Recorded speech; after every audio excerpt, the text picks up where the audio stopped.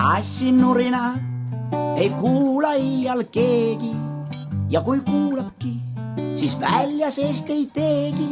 Tõsi ta on, kassi nurinast ei taipa inimene tõesti suurt midagi. Karvakerasid vaevavatest tervisehädadest on inimesel aga üsnagi selge pilt. Mõned haigusedki on meil päris sarnased, näiteks AIDS. Inimesed vast ei teagi, aga ka paljud kassid on just HIV-viirusesse nakatunud.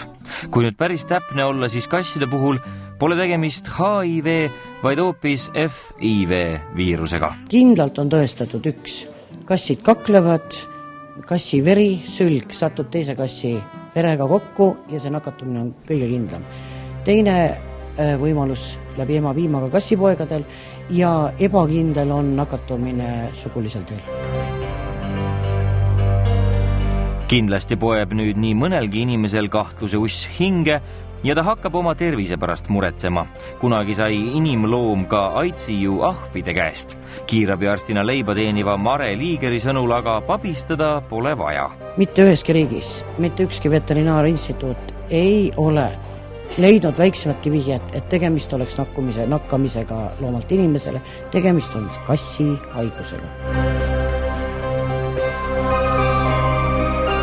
Kuidas aga peaks üks korralik kassiomanik käituma, kui ühel päeval peaks selguma, et ta kiisukesel just see samune jube haigus kallal on? Tegelikult ei juhtu mitte midagi. Kui tema loom on steriliseeritud, ei lähe tema kaklema, võib arvata, et ta elab küllaltki pika kassi elu, ta on küll natukene õrnem, ta haigestub rohkem, aga see ei tähenda mitte midagi, see ei ole ohtlik ei inimesele ega tegelikult ka teistele kassidele, kes kodus on.